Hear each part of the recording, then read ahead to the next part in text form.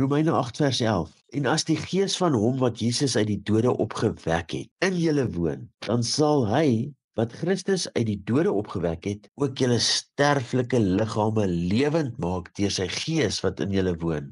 Ook julle sterflike liggame lewend maak deur sy gees wat in julle woon. Dink daaraan, deur sy gees, die gees van die Vader wat in almal is. Dis die Geeswoord, Jesus Christus, wat die koninkryk saad in jou laat ontkiem en lewe gee.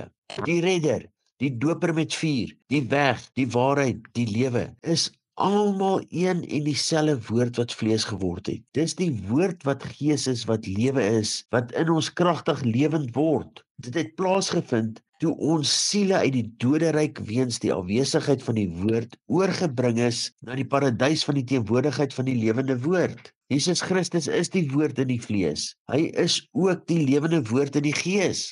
Dis hy wat ons gered het, genees het en gedoop het met sy lewendmakende gees. In die ou end sal ons verganklike liggame oorklee word met sy onverganklike verheerlikte liggaam weens sy gees wat in ons werk. Dit sal 'n metamorfose wees vanuit die dood na die lewe. Ons sal getransformeer word vanuit die dood na die lewe.